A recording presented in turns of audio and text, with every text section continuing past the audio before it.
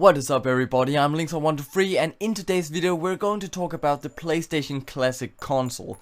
This console got released for around a year ago and the fans seems to really hate on this console as it is, because the games was not the ones that the fans wanted and it was basically just not what we have expected.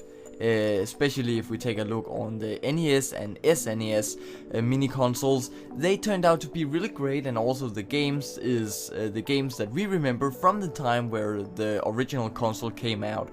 But to me and what I can see on the internet, most of the games on the PlayStation Classic seems to be a bit boring and not the ones that the PlayStation will be remembered for. Anyways, all of the games, I've tried them. I just got my PlayStation Classic from Amazon yesterday, and I have tried all of them, and nothing seems to be something that puts my mind on work, and it doesn't like settle down to my brain and just wants to keep playing them. Most of them is just boring. We got Rayman, we got Grand Theft Auto, but we don't have something that interests me. Sorry if I'm saying something wrong here, but it's just not the type of games that I'm playing. Anyways, in this video we are going to talk about what the PlayStation Classic actually can do, because after some few searches on Google I realized that this console is definitely going to be something really special and one of my very favorite consoles. Basically because you can install different PlayStation 1 games onto the console. Just plug a USB stick into your computer, download the ISO files to the USB stick and plug it directly into the PlayStation. It's really easy and really not complicated. It's a pretty easy way for Sony to skip all these license and copyrights for different games, so they don't have to pay the different companies who made the games just to let them use their games on the console. But I don't think Sony wants us fans to pirate download them and plug it into the console, but it's a pretty nice way to get the favorite old games on the PlayStation Classic. I don't want to explain way too much in this video, but I just want to give you guys and girls my review, a pretty late review of this console, because it turned out to be a really game changer for me. Because first of all, it seemed really boring, as I said before. The console itself is great, you can feel the original controller with no analog sticks, and it seems really nice. But the games, it was my favorite ones, let me say it like that. So I downloaded Spyro, I got Crash Bandicoot, Harry Potter. For some reason I really do like those two games, Harry Potter and Sorcerer's Stone, and Chamber of Secrets. Then I also got The Mummy, Alien. We got some different games well. And most of these games I never grew up with them, so I never had the chance to play them. For sure I'm using an emulator to play Zelda and such on the channel, but I never felt like playing a game first time is not supposed to be on an emulator. I want to play the original game with the real feeling, with the controller in the hands, in front of the TV, because it just gives a whole nother feeling. And plug the disc into the console. I'm one of the few who still has a totally new PlayStation 2 and PlayStation 1. It's basically one console because it's just a PlayStation 2, but I have a new one standing in the corner of my room, so I can keep playing my games until many years later. Anyways, I plugged these games in and it worked totally fine, but before you can install these games, so you can't just easily copyright and pirate download these games, you need to have a third-party program which is called Actualy. And it's really easy to get. I don't want to give you any links to it because it's not totally legal, so search it up on Google because it's just your friend, and I cannot give you any links to any ISOs or anything like that, because we don't support piracy, but we support good gaming hours, right? So it's a little accident there, but search it up, man, it's really easy. Anyways, Autobleem is just a program that I guess it replaces the original software on the console, and then yeah, it replaces it, so it makes you able to load these different ISOs, which is not pre-installed to the console. It's really easy, and it's basically just drag and drop files onto the USB stick, and then yeah, it will continue itself. It will basically do the progress by itself just by turning on the console. So it's really easy, and it installs itself. Anyways, one thing is the PlayStation 1 games. It's really awesome. I made my way to play Spyro, Crash, yeah, whatever. We got a lot of different games, especially Crash Bandicoot Racing, or Team Racing, Crash Team Racing, I guess it's called. It's really a game that really did something to me, because I do love Mario Kart, especially for the Wii, and Crash Team Racing really seems to be something like that, at least in some type of way, and it seems really nice. So I'm definitely playing that game many hours from now on. But another thing with the AutoBleem is RetroArch is another program that follows in the folder with AutoBleem. And first of all, I thought it was like, what is this? Is it something weird? I don't want to open it. I'm scared that I'm scared of my console just turns down. I can't even turn it on again or something like that. But I searched it up on the internet for sure, just to make sure what it was and stuff like that. And it turned out to be something that really changed my mind about PlayStation Classic console, the console. Basically, because in RetroArch you can install different cores. I guess it's called ROMs. Nah, it's cores. It's a program or an emulator that you can plug in a plugin folder, plugin folder in RetroArch folders on the USB stick, and it seems to be really easy, and it really is, because you can install Nupin64, which is an N64 emulator. You can get a PSSPP. It's actually a PlayStation Portable or PSP emulator for the PlayStation Classic. It's fucking awesome, man. I haven't tried the PPSSPP emulator yet, but I have installed it on my console, and I'm definitely going to download some different games to it just to see how it works. What I can see on the internet, huge games like Grand Theft Auto and something else in that type of way, big games, is running really slow on the console, but I understand that, because the PlayStation Classic is made to play PlayStation 1 games, for God's sake.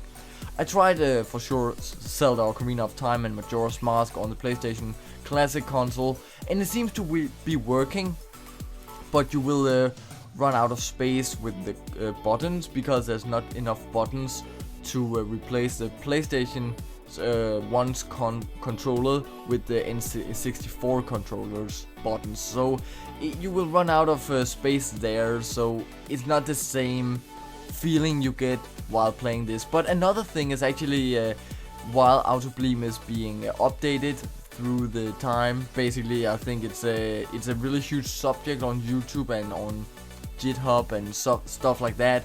So it's getting updated really quick, and even now they have wireless controller support, so you can even plug in your PlayStation 3, PlayStation 4 controller, even Xbox and Wii remotes is even supported here. But you will need some third-party plugins. I think it's a USB stick that can do something. I haven't searched it up, so don't hang me up on it, but it's really awesome that it can support wireless controllers too, if you want to play it with that.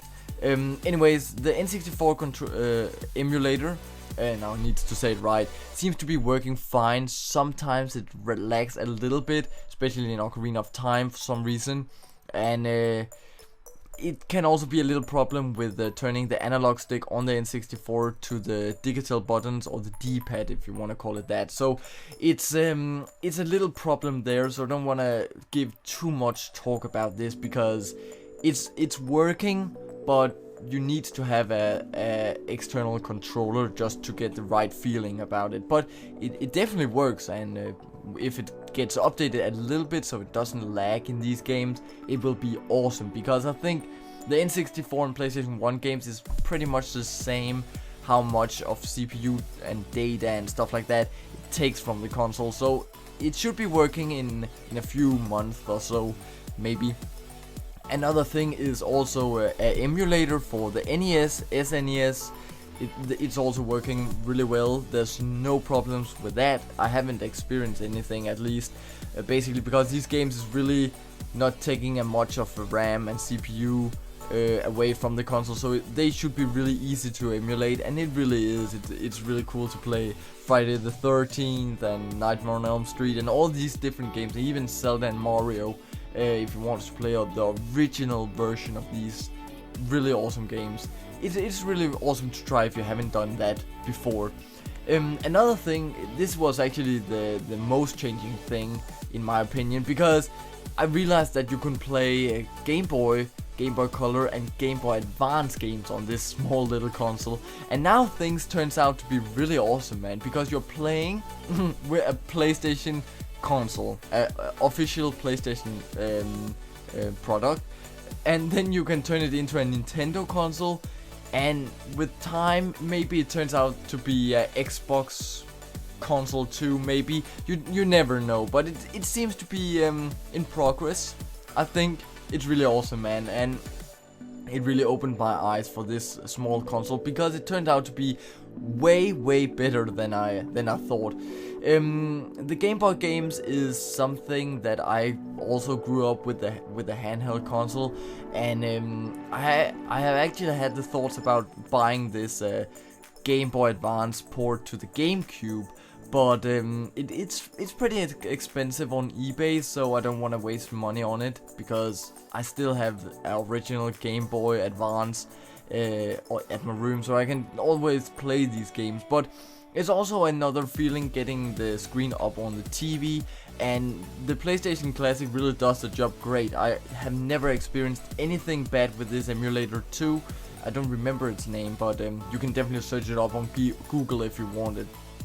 But it turns out really great, and I really do love the feeling you get when you're playing Minish Cap on the TV. Another thing is actually all of the games can be supported in a flat screen format, so it will also be widescreen, and it's pretty nice, man, because getting a Game Boy game in widescreen, holy shit, that's pretty awesome. The textures and graphics doesn't change that much. It can look a little bit stretched, but it's not something that I will say it destroys the feeling, and that's pretty nice.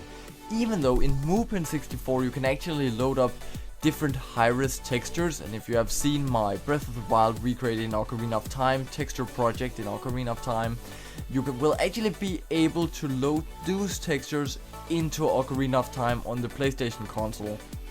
It sounds really weird to say, but for God's sake, man, it blows my mind, man. Holy shit.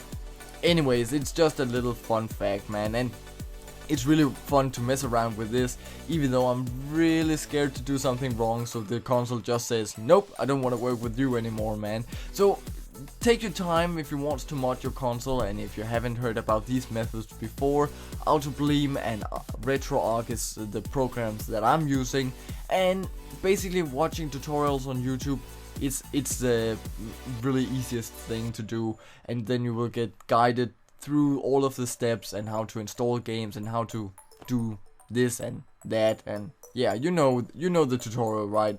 So that was basically just my review about the PlayStation Classic console. If you can find it for a cheap price, I gave around $40 or something for it, so it's a really great price for me. I think the original price is, what is it even, 100 maybe, 120. Don't hang me up on it, but I got it for a really great price, and it seems to be a great price too around on eBay and Amazon and stuff like that. So just search it up on the internet and you will definitely be able to find it for a great price. And if you does the job yourself with modding the console, you will definitely get a great experience with this console. So I can definitely recommend it. 5 out of 5 stars. It's a great console, and you can even play your old Game Boy games on it, for God's sake, with no lag, with no low frame rate. It's just fun, and it's nice if you're a retro gamer like me and don't care about the graphics and it needs to be high quality 4K and shit like that. Come on man, just play the good old games, because it's about the feeling you get when you play a game, right? It's not about the graphics, because it doesn't depend on, it depends on the game, right? It not depends on goddamn graphics, right? But anyways, I don't want to start any discussions about that, but I just want to give you a little review about this console. If you haven't got it yet, make sure to get it, because there's so many things to do with this little console, and Autobleem, as I said before, getting updated. Yeah, basically every day new blogs and stuff like that about this is going up on the internet, so you will always be updated with this, just searching up on the newest update for it. And maybe time will definitely develop a heavier console with this PlayStation Classic console. So stay tuned. We'll definitely show some gameplay in the future from this console. It seems to be something that could give some great hours of gameplay with this. So let's just wait and see, man. And maybe we will get a N64 mini or classic console in the future. I really hope that, and I hope Ocarina of Time will be on it. Else, I don't want to buy it, man. Fuck it. I will say thank you for watching this video. I hope you enjoyed it. Make sure to like the video if you liked it, and dislike it if you don't like it. Comment what you think about this video, what I should do more of, what should I do next, maybe. And if you want to subscribe, you're more than welcome to do that. Make sure to touch the little bell in the corner, so you will always be up to date with new videos and different content that I'm uploading to the channel, because you never know what's going on, right? So thank you for watching, guys and girls. Have a nice day, and see you in the next video. Bye.